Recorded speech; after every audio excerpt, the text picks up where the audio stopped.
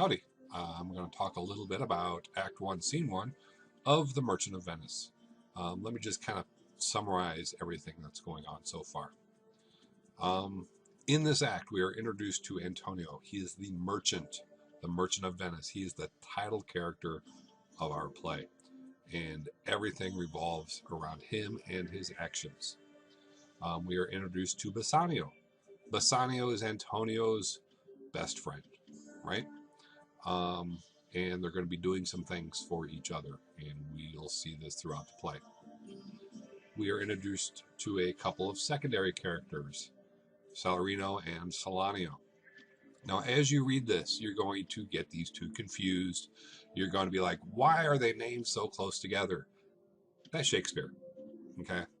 Shakespeare will do this to sow confusion. He will do this to make things kind of humorous in some plays. Characters getting mixed up is part of the plot, and it's really easy to do this when their names are really similar. It'd be like writing a comedy, and the main characters are Katie with an IE, and Catherine, and we get them all confused. It's that kind of thing. But as far as the play goes, Salarino and Solanio are there just to kind of push the plot along.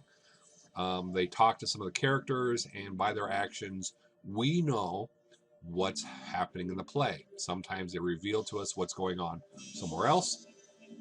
Sometimes they'll inform a character of something, and that character will have to make some decisions based on that information. We are introduced to Graziano. Graziano is an interesting character.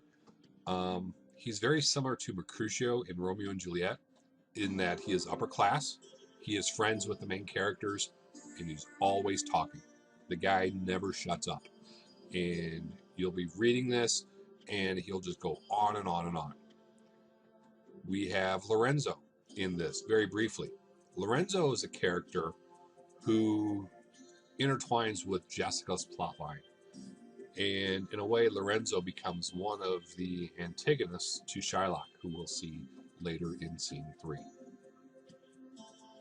Now, we start off this play with the famous first line, "In sooth, I know not why I am so sad." Right off the bat, we have our main character being sad. And he's telling us, I'm sad. I don't know why, though. And it's been going on for a while. He says, it wearies me. Okay? It's like that old saying, I'm sick and tired of being sick and tired. Okay? So it wearies him. You say it wearies you. So he's been complaining to other people about this, and everybody's sick of his depression, if you will. How I caught it, found it, came by it, what it's made of, where it's born, I am to learn, he says. I don't know why I'm sad. I don't know where it came from. I don't know where it's going. Maybe I'll learn it eventually. When I say they, Salarino and Solanio, they give him some reasons, and they kind of talk it through with him, right? Your mind is tossing on the oceans. Now, he's a merchant, and what he does is he buys things, and he puts those things he buys, puts them on a boat, and ships them out all around the world to be sold, and then eventually the profits from that comes back on the boats, and then he gets rich. But until those profits come back, he's broke. And if those ships sink, then he's out of money, and he's broke. So they're just trying to say, you're just worried and anxious about your boats. You could lose everything. And Antonio says, no, that's not it. So then we get into this great Shakespeare idea. You're in love. Okay? Why then? You're in love. I think Solanio says this. It's just like Romeo and Juliet in the start of that play when Benvolio is asking Romeo, what's wrong? Oh, I'm out of love. Shakespeare does this. Love is a problem involved with everything, it seems like. But for Antonio, it's not love. Maybe. We'll talk about that in a bit. But I like how they summarize it before Bassanio, Lorenzo, and Graziano show up. Let us just say then that you were sad because you were not married, right? So we'll just say you're sad because you're sad. And this is a true emotion. We get like this sometimes, right? We're sad for no other reason than we're sad. Eventually, we may work our way out of it. Maybe we won't. But it's interesting how Shakespeare really understands human emotions and just puts it out there for us. You know, you're sad because you're sad. It's not a big deal. Okay. Others come up. Graziano comes by. And this guy just talks and talks and talks. He loves to womanize. He loves to party. That's his character. And that's why he's here. And then he leaves. And Bassanio says this of him. Says, Graziano speaks an infinite deal of nothing, right? More than any man of all Venice. So this guy is the biggest talker ever. Why does he do this? His reasons are as 2 grains of wheat hidden in a bushel of chaff, and you seek all day to find them, and when you found them, there's no point to it, right? They're not worth the search. So Bassanio says this about his friend. It's very similar to Mercutio in Romeo and Juliet, right? Mercutio goes on and on and on about Queen Mab, and Romeo's had enough, says, peace, Mercutio, you talk of nothing. Well, here Bassanio says Graziano's talking of nothing. It's a typical Shakespearean character. We've got a rich guy who likes to go around and party and talk all the time, and that's it. So Graziano leaves, Lorenzo leaves, and we are left with Bassanio and Antonio. And they talk of love. And if you pay attention, they talk about love with each other. This love, many people read into it and see this, they're gay lovers. I'm not going to go down that route with this play. If you want to, definitely read into it. It's there. You can see it. Okay?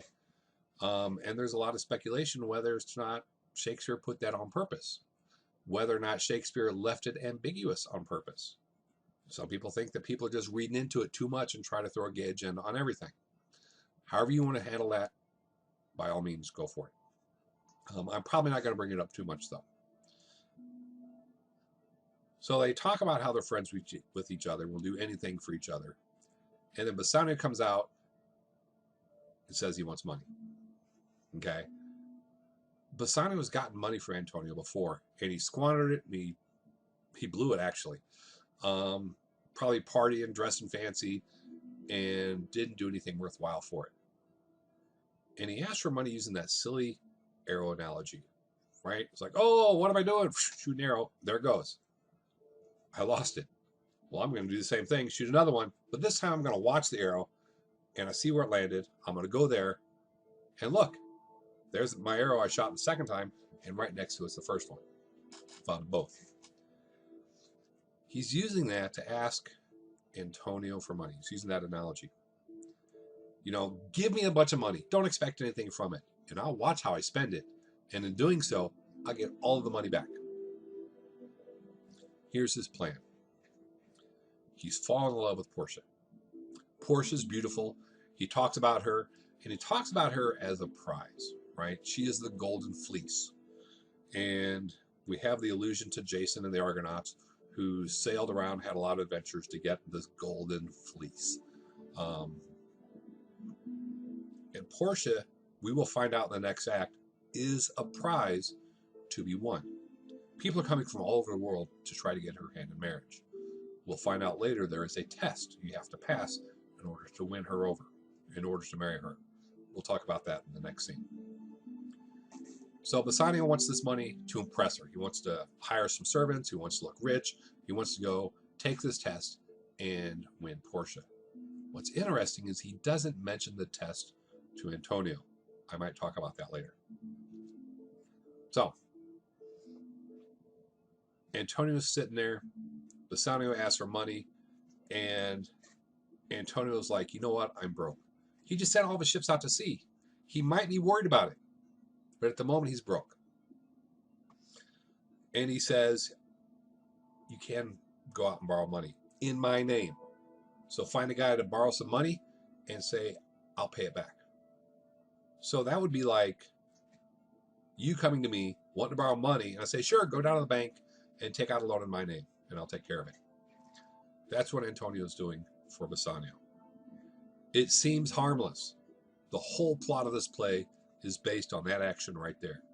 And we'll see what happens in scene 3 because of that. Now, there's some interesting themes in this first scene. The theme of friendship. Okay, we see Bassanio and Antonio have this intense friendship. Love is one of those themes that's going to go throughout the whole play. Bassanio's love for Portia, her love for him. Maybe there's love between Antonio and Bassanio. We're going to see love through a whole bunch of characters. Lorenzo and Jessica, Graziano and Narissa. It's all in there. Trust. Antonio trusts Bassanio to do what's right? Borrow this money. Maybe he'll get paid back. He trusts that he will. He trusts that Bassanio will use this money the second time. It's not the first time he's loaned him money. Last time it all went up in smoke. So we'll see where this play goes based on these characters. I'll see you next time when I talk about scene 2 with Narissa and Portia, and we find out what that test is and how to win Portia's hand in marriage.